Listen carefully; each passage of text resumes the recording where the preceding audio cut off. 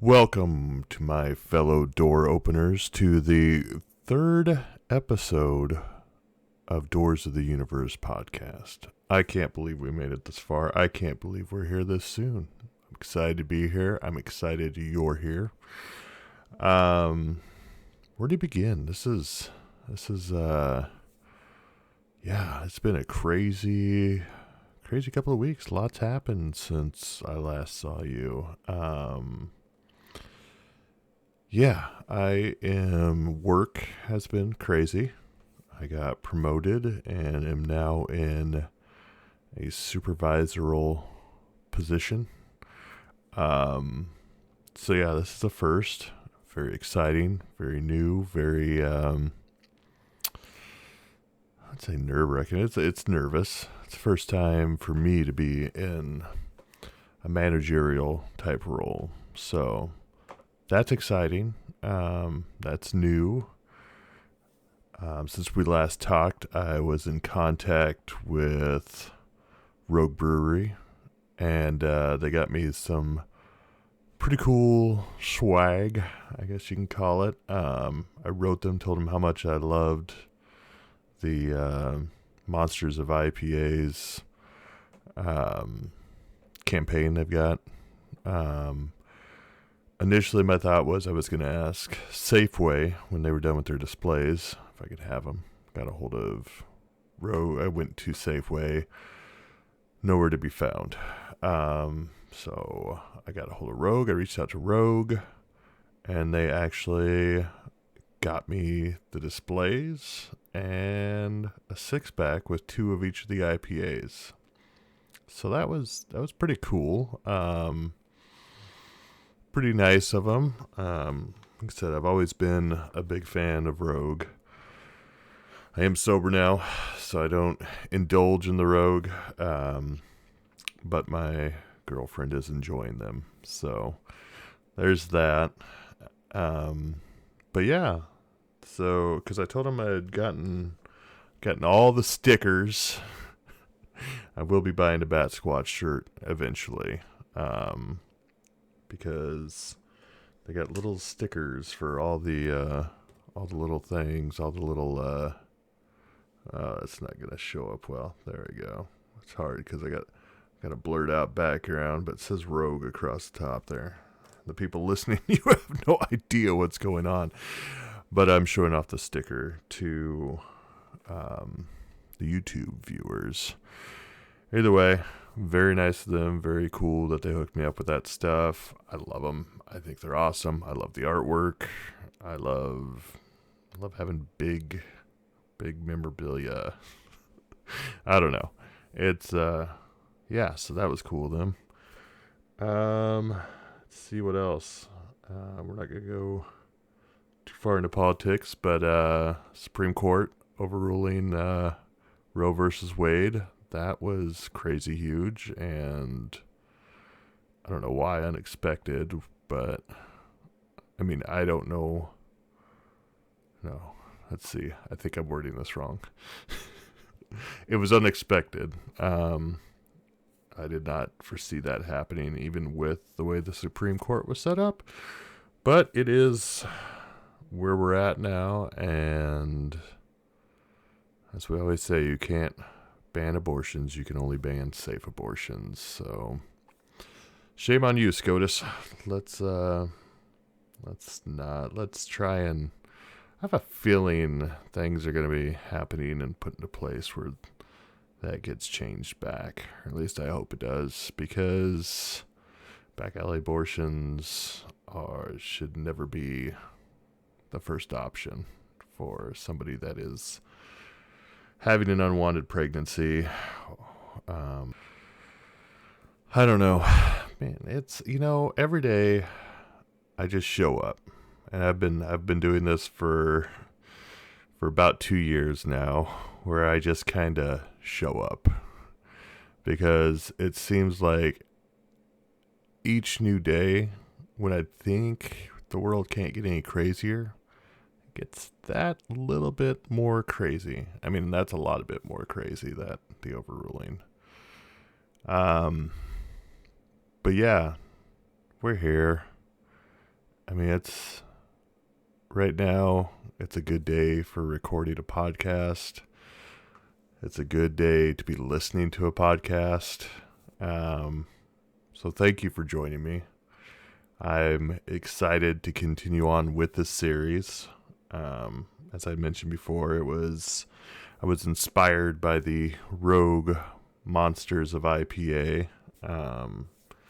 They had a three flavor series, each with different local cryptids of the area.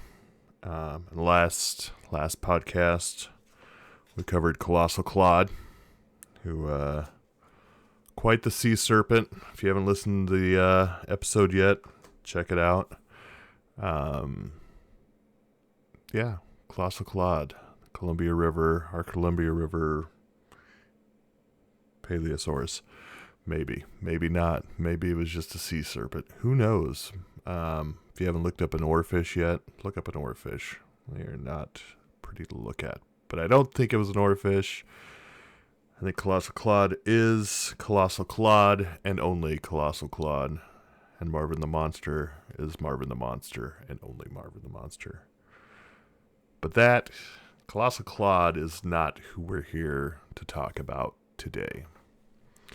Today, we're here to celebrate a history of lumberjacking, a history of tales told by the fire after a long day of chopping down the trees.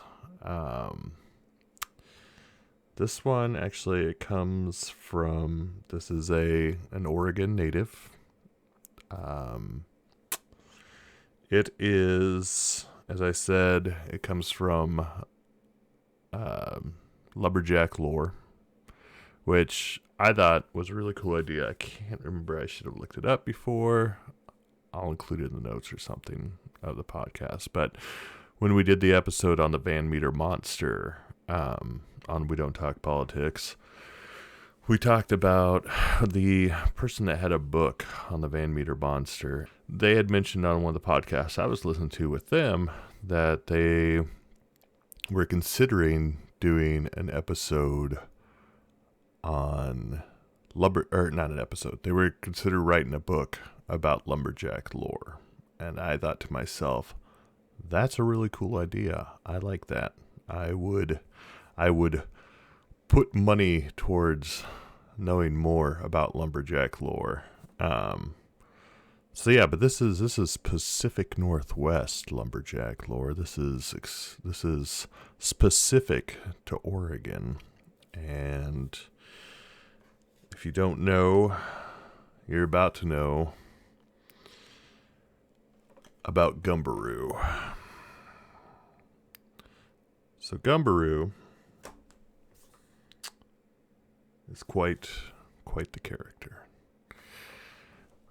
What I'll actually do is I'll start off with, there was a book called Fearsome Creatures of the Lumberwoods. It is now at copyright infringement's gone or whatever. I can't remember what it's public domain now.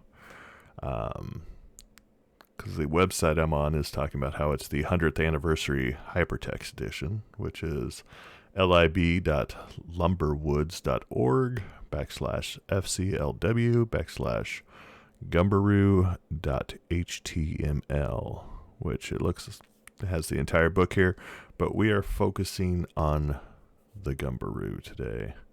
So we'll go ahead and read through this really quickly, and then we'll just do a recap of what we know about the Gumberoo. So in the foggy region along the Pacific coast, from Grays Harbor to Humboldt Bay, there ranges a kind of creature that has caused much annoyance in the Lumberwoods. This is the Gumberoo, which, luckily, is so rare that only once in a great while is one seen. It is believed to remain in hiding most of the time in the base of enormous burned-out cedar trees, from where it sallies forth occasionally on frightful marauding expeditions. During these periods of activity, The beast is always hungry and devours anything it can find that looks like food. A whole horse may be eaten at one sitting, distending the Gumberoo out of all proportions, but failing to appease its hunger or cause it the slightest discomfort.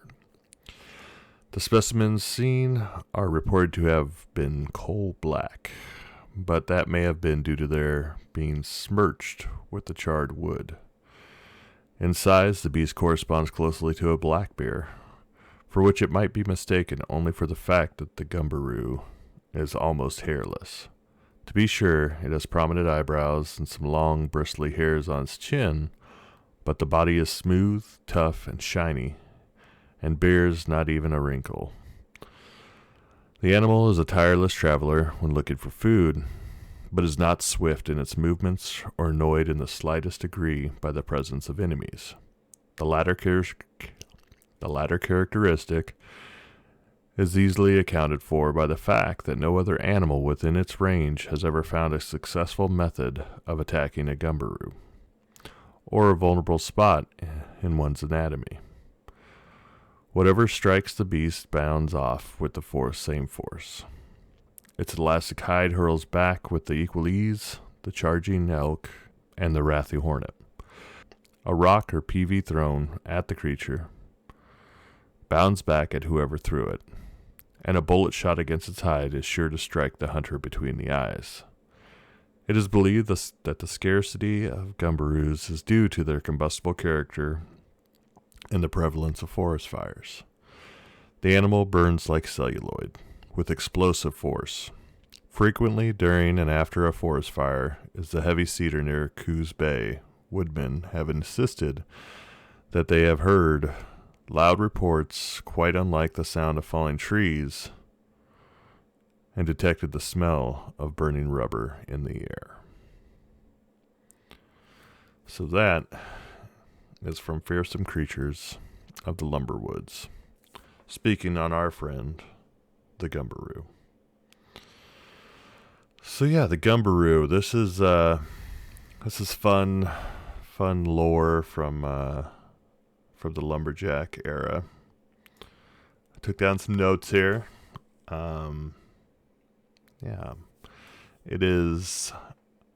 Its scientific name, which this creature does have a scientific name, Megalogaster repercussus. It was told by the Lumberjacks emerging America in the 19th and early 20th centuries, and it was used to explain sudden forest fires. This was back in the wild frontier days. It's around settler times. People are settling and needing some fine stories to tell by the fire at night, just to keep everybody occupied and keep everybody happy. They didn't have TV or internet or podcast back then, so we had storytelling, which I mean in itself, podcast is somewhat a form of storytelling. As far as its appearance, so it's as large as a black bear, but wider. So when you see pictures of it, drawings of it, I guess, not pictures, drawings, it does appear like a bear, but it is more round. It's a round-looking bear, like circular and from the side view. Because, I mean, it could, as you heard, it can eat an entire horse and not be full, and it causes it no discomfort. So this when the Gumberoo is out and hungry, it gets big, stretches the stomach. Now, I don't know about you, but to me, the way the spelling is, I feel like it should be called Gumberoo. Well, it shouldn't be called that because of the spelling, Gumberoo. But if I were an old settler sitting by the fire, I imagine I'd talk like this and be talking about gold and finding Gumberoo, just out there in the woods setting fires. I did a lot of up and down with the voice there. It kind of went southern, kind of went old timey. I don't know, minor, I guess. I don't know what we were going for there. Don't judge me for that. But either way, Gumberoo is how I've heard it pronounced most often when looking it up. In fact, I've heard no one calling it Gumberoo. But no, deep down inside, it will always be Gumberoo to me. Either way, back to its appearance. It is completely hairless, except for a few small areas. Oh, and once again, as always, at least when it comes to these cryptids, there will be a lifelike, mind-blowing rendition that I've made, artistic rendition that I've made of the Gumberoo. I'm doing it now. I'm saying it. Of the Gumberoo on our Instagram and Twitter. And it will also be the cover artwork for the YouTube channel. The YouTube video, I guess, when you watch this. So be excited for that. So yeah, it's eyebrows and chin, has some bristly hairs.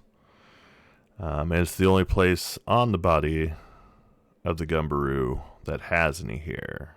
It's got a tough leather-like skin. The skin is also impenetrable.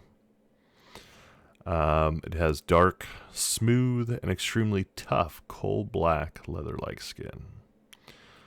The skin possesses a high degree of elasticity. This makes the beast invulnerable to bullets, rocks, and arrows. Bullets will literally just bounce off the Gumberoo, which seems like a pretty good defense mechanism. I don't know. Their defense feature? It's not really a mechanism. I don't know. Like, I feel like a mechanism, something that goes into effect when you're in flight or fight mode, or flight mode. Either way. But yeah, how about that? That's some impressive skin there. That yeah, so it seems like that makes it very hard to kill, correct? Considering its skin can't be penetrated. Although its weakness is fire. Although enjoys the charred remains of burnt woodland, the Gumberoo is extremely vulnerable to combustion, and therefore fire is employed to hunt down the creature. Apparently, the Gumberoo is filled with gas. Much like rats that can't burp, which is a fact. But rats cannot be killed with pop. That is an urban legend. There's not, they'd have to drink there's not enough carbonation in pop to kill a rat. So don't ever be awoken as I was today or earlier to that urban myth that I have done the research for you and figured out is not true. Rats can't burp, but they can't be killed by pop. But they could be killed by caffeine, but they would have to drink like a 20-ounce bottle's worth of pop to be killed by the caffeine. So theoretically, pop could kill a rat, but not because of the buildup gas. You're welcome. I need to know, you need to know, we all need to know that. I'm sure most of you already knew that, and I am just learning things slowly, thankful to Google for all of its knowledge. So yes, a Gumberoo filled with gas. So yeah, it's very combustible. That is one way that they have figured out to kill the Gumberoo. When it does, the Gumberoos literally explode once once the fire reaches the gas that they are filled with, and the explosion smells like burning rubber, which you heard talking about how they would hear the sound in the forest, which sounded close. It didn't sound like a tree falling. They would get a report back, but then they would normally smell burning rubber. So I mean, this is fun. This is fun. Yeah. I would enjoy hearing this story sitting by the fire. I'd be like, oh, really? Yes, tell me more about this giant bear that is filled with gas. He ain't a bear. He's a Gumberoo. So yes, habitat. Where do the Gumberoos live? Gumberoos make their dens in the bases of huge, burned-out cedar trees along the Pacific coast. They are reported to be spread all along the coast from Washington State right down to California, from Grays Harbor to Humboldt Bay. The creature spends most of its time in a state of hibernation, only leaving its lair a few times a year to search for food. When active, the Gumberoo is always hungry and will eat any living creature that crosses its path. When it does leave hibernation, it is capable of eating enormous amounts in a single setting. It has been said to devour a whole horse at a time. This distends the creature's stomach massively, although it causes the Gumberoo no discomfort. Just think about that. I mean, you got this black bear coming out of the woods, coming up to your camp. You're sitting there eating your beans out of the frying pan. Next thing you know, your horse is being consumed whole. You just have to look on in terror because you know that the skin of the Gumberoo is impenetrable and there's no way to stop him unless you can somehow bring fire to the Gumberoo and make this explosion happen. But more likely than not, if I'm in the woods and I see a bear eating my horse, I'm probably going to be running the opposite direction as fast as I can. So yeah, avoid the Gumberoo if you can. That's your best bet. The Gumberoo has been seen roaming the burnt remains of forest fires, feasting on decayed and charred wood. So like I said, the Gumberoo will eat anything that seems like it's edible. Which, I mean, decayed and charred wood. Yummy. However, the beast is also known to devour almost anything from raccoons and rats to humans and horses. Like I said, run. Because at that point, it's your only option. Maybe, hopefully, it'll get full off. I'm assuming you're not traveling alone. You might be traveling alone. I don't like to travel alone. I don't want to be in the woods by myself. I'm assuming I'm out there with some friends. We're camping. We're settling. We're making our path in this new world. And, yeah. One horse gets eaten. Everybody run. And hopefully, by the time he's done with the other horses, you're far enough away that you don't have to worry about the Gumberoo consuming the most dangerous game of all. Man. So yeah, I keep saying he, because normally, I don't know, a lot of the readings, it seemed like they were leaning towards it was a male, but at the same time, I've heard it was also saying the species. So probably both. Some made it seem like there was only one Gumberoo, and some stories made it seem like there was a whole species of them. So hopefully out there reproducing, making beautiful Gumberoo babies. And, yeah, starting forest fires all over. Terrible, terrible.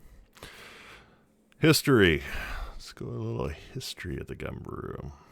The scarcity of Gumberoos was perhaps due to their combustible character and the prevalence of forest fires. The animal burns like celluloid with explosive force. So frequently during and after a forest fire in heavy cedar near Coos Bay. We've already been over this. We've read this already. But I'm reiterating that the woodsmen have insisted that they heard loud reports quite unlike the sound of falling trees and detected the smell of burning rubber in the air. So this next fact, seriously, blew my mind. It just was amazing. So when the creature was photographed, the photo's negatives would explode as well.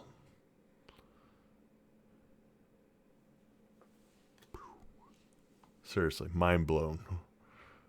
This creature is that combustible that even the negatives taken of the Gumberoo explode.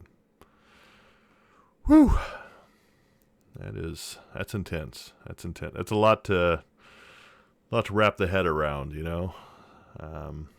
So yeah, don't be taking pictures of the Gumberoo either. I don't know if your iPhone will explode or not, since it's not negatives, but I feel like just the sheer combustibility of the Gumberoo will transfer over into JPEG format and cause your phone to explode. Don't take pictures of Gumberoo. The great thing about this is it's not swift. This is not a fast hunter. The Gumberoo is not swift in movements. He's actually a gentle giant. Let's be honest. He's just hungry. It's just hungry. I keep saying it's just hungry. The Gumberoo is out there. He's been hibernating like every other bear. He just eats a little more. He's just got some hunger issues. Let's be kind to this gentle giant. Let's realize, hey, we're all hungry. We all need to eat. And this bear hasn't eaten in months. He's been hibernating for who knows how long. And now the Gumberoo it's ready to eat. It's not our fault. That's nature, baby. You just got to let nature do its thing. That's there's no stopping it. I mean, we're encroaching on the Gumberoo's land. Let's be honest, all right?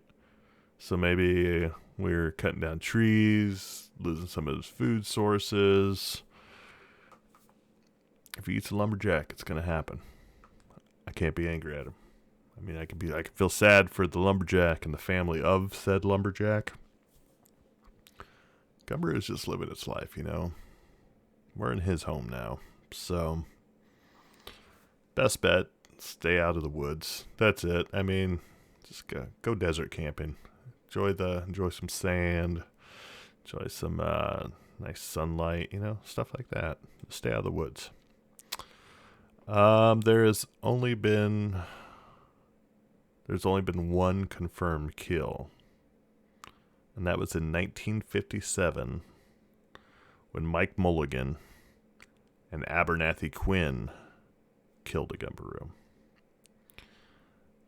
I don't believe they fully explained how they did it. I think there was some combustion involved. But, yeah, Abernathy. How about that, Abernathy? Let's bring that back. I'm not planning on having any kids, but let's get Abernathy back in the child name list. Can we do that? It's a fun name. You can call him Abe for short, or Nathy, or Nat, or Berna. So many options with Abernathy. Abernathy Quinn and Mike Mulligan. Shame on you. Shame on you for killing the Gumberoo. I'm not an advocate for hunting. Sorry. Especially when it's a Gumberoo. I mean, they're obviously endangered. It's hurtful. It's hurtful just to think about it. It hurts my heart. In 2015, there was a horror-inspired Fearsome Creatures. And the Gumberoo in Fearsome Creatures has 13 limbs, 10 arms, and 3 legs. Tell me that's not creepy. The bear is not a gentle giant in Fearsome Creatures from 2015. After being burned, if a human inhales the particles of the beast, the organs will get coated with rubber. That's interesting, which is easily misdiagnosed as tuberculosis. Its natural enemy was said to be the Timberdoodle, which clamps down its teeth and will not let go until thunder is heard. Timberdoodle. You know what a Timberdoodle is? I don't either, and I should have looked it up. But the Timberdoodle, clamping down its teeth until thunder is heard. Which that's one thing I've noticed living here in Oregon. The thunderstorms. A lot of rain, but not a lot of thunderstorms. Now Iowa, Iowa was a fine spot for some thunderstorm action. If you wanted to just have a very calm, peaceful sleep, you better hope it's thunderstormy that night. Because if it is, you're out. You're out all night. Sleeping like a dream. So yeah, having a Timberdoodle. Imagine running up on a Timberdoodle and having it bite down on you. And you have to wait till thunderstorm. Which I was informed there is a thunderstorm season here, where we'll actually hear thunderstorms. Wait to see. I think they said the fall. I got here. But even when I lived in Eugene about 20 years ago, and I don't remember any thunderstorms there, and I was there all year for 2 years. I may be being mistold truths. Either way, yeah. So don't plan on that Timberdoodle unclamping anytime soon if you're in Oregon when this is happening.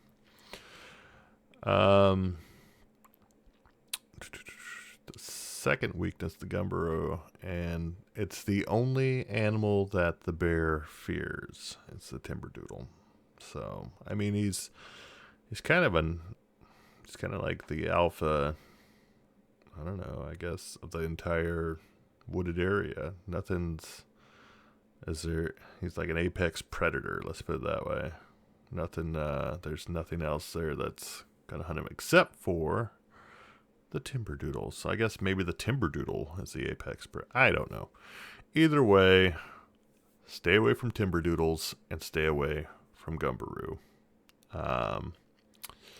So because of the Timberdoodle, the Gumberoo is a coward when its rubbery skin is bitten. So yeah, that's a lot there. That is a lot we've packed in there. Timberdoodles and Gumberoos. That's all I got, honestly. That is the extent of my knowledge on the Gumberoo. And honestly, it's there's a decent amount of articles on Gumberoo. There's actually, I feel like there's an equal amount of articles talking about the Gumberoo bear itself and Rogue's Gumberoo IPA. I feel like if you're doing a Google search, it's like every other one is every other one. But yeah, I mean, there's limited information, but enough that it was enough to get us through this podcast. I think this was a very informative journey for myself and you through the Lumberwoods and on the Gumberoo. And it gave me a chance to draw the amazing Gumberoo. So, which honestly, I feel like I should, when this is all done, go back through and try and do actual drawings of each of the creatures. Just because outside of the next one, which I haven't even looked, I need to look more in that, see image-wise, but the Gumberoo and Colossal Clod for sure don't have a lot of artist depictions of them. And I feel like the picture I drew with legs on it, or fins, I guess, large fins, probably wasn't accurate by most of the descriptions I heard. And it wasn't very, it was hard to tell that it wasn't in water. So I got to put some water in the next drawing. I think my girlfriend asked me if it was a horse, which I could see it has a camel's head and those fins there, those wide fins. But I like to think I draw better than that. Like if it was a horse, you would know it was a horse. But either way, yeah. So the Gumberoo. That's it. So it's going to be a little bit shorter episode. We're running about 40 minutes here. Probably about 40 minutes after I edit everything out and get it all cleaned up for you. But yeah, this is week 2 of the Rogue IPA Monsters of IPA. I'd say it's a series on that, but it is kind of a series on that. But yeah, good times. Good times. You know what else is good times? Following all of our socials. And you know where all of our socials can be found at? So I wish I would have thought of this sooner for We Don't Talk Politics, but I can wrap it all up here with Linktree. So Linktree, I don't know if you've seen them. I'm sure you've seen them. A lot of people will have on their profiles, in their bios, they'll have a Linktree link for their website. That'll be their website, which will just link you to everything else, to all of their different social medias on our Linktree. So it's linktr.ee/DOTU podcast, which will be, it's on our Instagram, it's on our Twitter. I don't know if it's on the YouTube or not, but either way, you'll be able to, and I think it's on our Anchor page, but either way, you'll be able to click on that and it'll bring you to the page that gives you links to all the listening platforms you can listen to it on. Please subscribe. Love subscriptions. If it's free, please subscribe. It helps get our podcast, it helps get my podcast more noticed. I'm running this thing solo. This is all me. But yeah, all the listening platforms, YouTube, again, please subscribe. If you do subscribe, there's also got the little bell there next to it. Click on the little bell and it will note, same with most of the listening platforms. Spotify for sure. But if you click on the little bell, it will notify you when we have new things come out. You'll get a notification either through your push notifications. Patreon, you can support us for as little as $1 a month. Right now, I'm just loading up the podcast and the YouTubes on there, the YouTube videos. So that's what's on there. TikTok. I'm on there. I'm on there as Doors of the Universe. I think I'm on there as DOTU podcast. I just put little snippets on there from the YouTube videos. Just try and give you a little feel of what's going on in that episode. So, yeah, TikTok. I'm at this age and this is my first time on TikTok, and I'm trying not to be on TikTok as much as possible. I made it this far without being on TikTok. I intentionally made myself not be on TikTok because I have a problem with scrolling endlessly. And TikTok, from what I can tell so far, is definitely somewhere where you could scroll endlessly. Either way, please subscribe or follow us, I guess, on TikTok, Instagram and Twitter, DOTU podcast, both on there. And it also, the link tree also includes a link to the We Don't Talk Politics podcast, which is the other podcast I'm a part of and do with two friends. It is not as consistent as this one. This one comes out so far, which I've been planning on doing, is on a bi-weekly basis. And that one comes out when we can all get together and are able to do it. But either way, so it's linktr.ee/DOTU podcast. You'll be able to reach all those things there. And I feel like I concised it up there. Girlfriend, I asked her, is there any constructive criticism that you can offer? And she said, cut the ending shorter, make it shorter. Don't have such a long outro. And I said, fair enough. So now you have the Linktree address. Connect to all of our socials, and please like, subscribe, follow, whatever that social media does. Do it, please. It helps me, helps the podcast grow. And if you enjoy the podcast, tell a friend, share it on social media somewhere. Let somebody else see that you're enjoying this and that there is a podcast out there they might enjoy too, especially since the cryptids, the cryptid podcasts are not as prevalent as a lot of the comedy or stand-up ones. So I was excited to get started making this, and I was excited to be part of that podcast community. So we will end it there, and I will say to you, thank you for listening. Keep an eye to the sky, and do desert camping instead of in the forest. See y'all in 2 weeks.